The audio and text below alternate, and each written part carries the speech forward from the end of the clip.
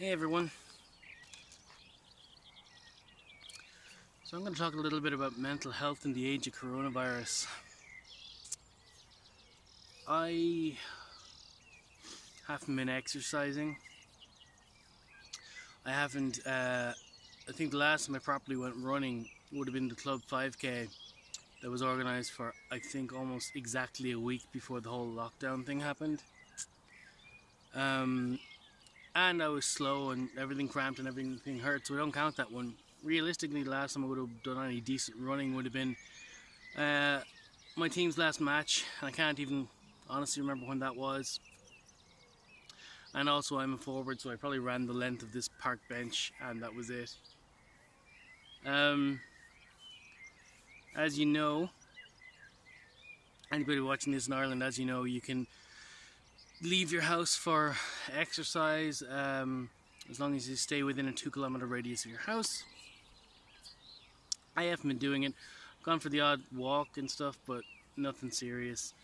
And then one of the guys, I think it was Killer, came up with the idea for the rugby team. We have a new WhatsApp group where people have committed to running 3 runs a week. Doesn't matter how long, it can be a kilometer, it can be a marathon.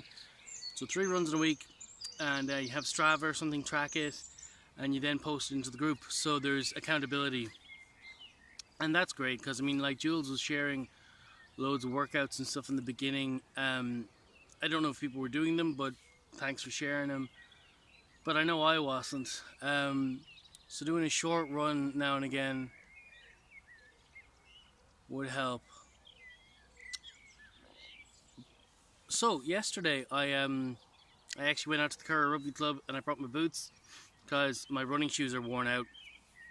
So I brought my boots out there, put them on, did a warm up, tried to make it as much like one of our actual training sessions as possible, and I practiced like line out throwing against one of the uprights, so that was grand. Turns out my speed, as it was, my endurance, my strength, it's all gone to hell, apart from my line out throwing, because for that to have actually gone worse, I'd had to start throwing the ball behind me. But yes, that was that. And then today was kind of the first day of that running group thing. So I said, okay, well, my running shoes are no more. I'll get out to the pitch and put my boots on and I'll run laps. And I did, and I put my boots on and there was a bit of a rubbing and I ignored it. And about halfway through the first lap, it was so bad that I just had to take the boot out, take the boot off, and off tore a blister the size of my thumb from my heel. So that was incredibly painful. But my reaction was completely like bizarre. I think honestly there was an element of the straw that broke the camel's back to it. You see, it felt like finally I'm here and I'm going out and I'm doing a run and I'm taking control of stuff, and then suddenly it was just something else that got taken away. Which it wasn't. I mean, it's a blister, I can get over it.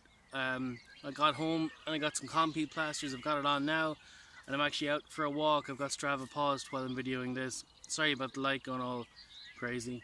But yeah, the thing is, everybody's finding it difficult at the minute, but I think it's definitely been harder on me than I realized. I'm a very social person and everybody knows that, but like I need to be around my friends. I find it really tough when I'm not.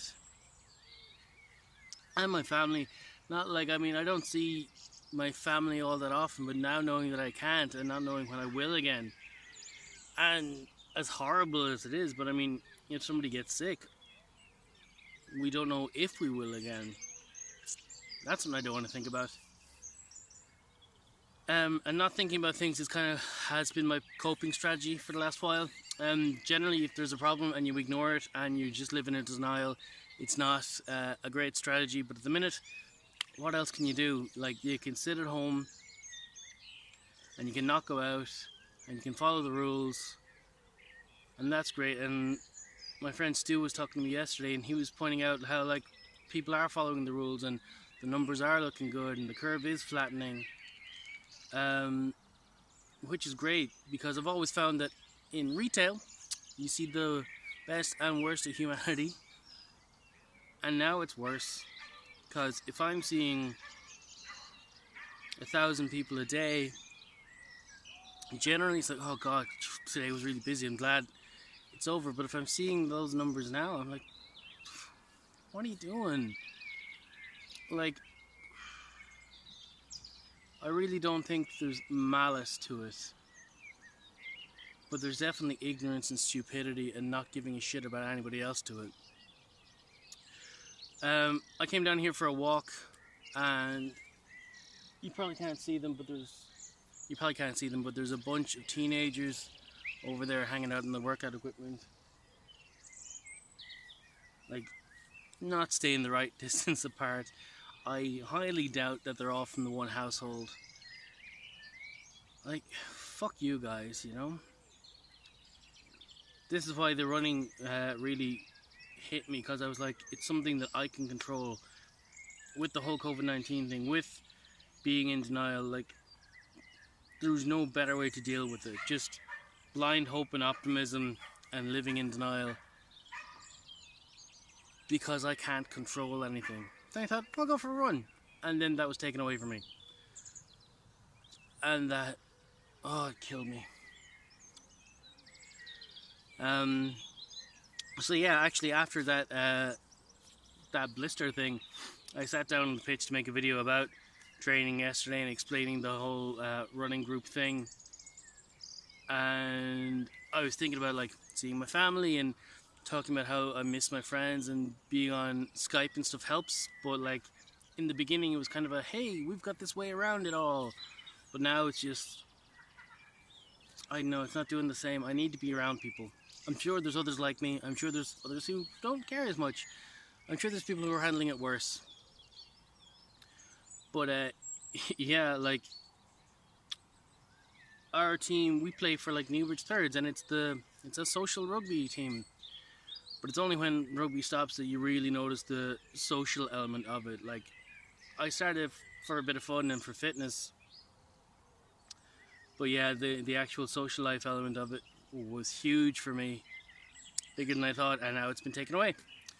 So yeah, when I sat down earlier on to talk about this, and I said how I missed, you know, training with my team and seeing my friends and my family,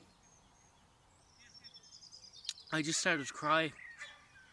And I don't want to do it again now, but I can feel it happening again. So, and on Saturday when I was talking to Stuart after D&D, like we were just talking about stuff, and I just broke down as well. Like I am out of medication, and I need to get onto my doctor about refilling my prescription, so there's that. But like, I don't know. I feel like stuff's just piling on.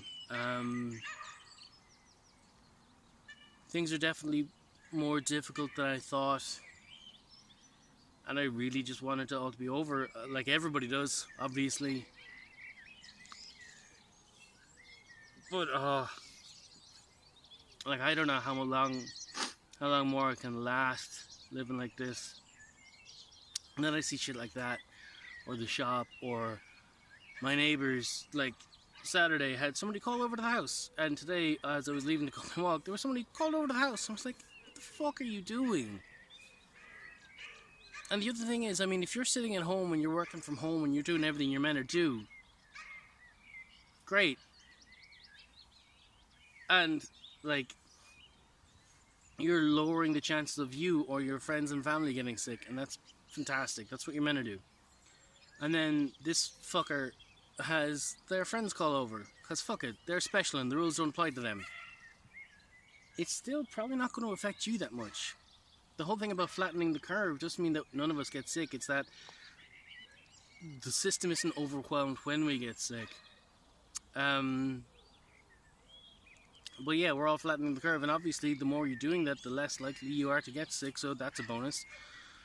But then when you've got people who, again, think the rules don't apply to them for some reason, they're putting the health system under undue strain, but they're probably not putting you at risk.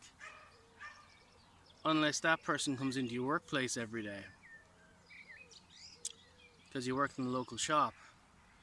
So this fuck, just because she doesn't give a shit, is seeing her friends and actively endangering me and my my workmates. So yeah, being in work in and seeing everybody ignore the rules is really hard right now. Especially when you know that the fact that they're ignoring the rules is putting you in more danger, which then puts your friends and family in more danger when you get to see each other again. So that's really tough. And that's part of why I've been trying to ignore the news. I'm not watching the news. And I'm just trying not to think about anything, but there's only so many podcasts and so much Disney Plus and so many Skype calls that you can actually distance yourself from everything with. I don't know. I wanted to talk about mental health, so I suppose I hope everybody watching this is okay and dealing with things properly. And yeah, you can't see your friends right now, but I'm sure you can still talk to them. So make sure you do talk to people if you're not doing well. Take your medicine if you have medicine. Get exercise if you can. That'll definitely help. But yeah, that's it really. I'm gonna finish my walk and log it for the running group.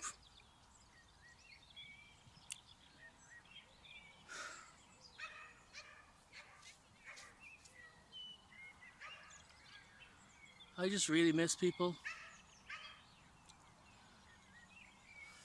I'm finding it really tough right now. But all we can do is keep on keeping on, just follow the rules. It'll be hard, but the more we follow it, the harder it'll be in the short term. But if you don't act like those assholes over there, it'll be over faster. If those assholes stop acting like that too. Anyway, stay safe, stay healthy, stay home. Unless you're out for a walk. Bye.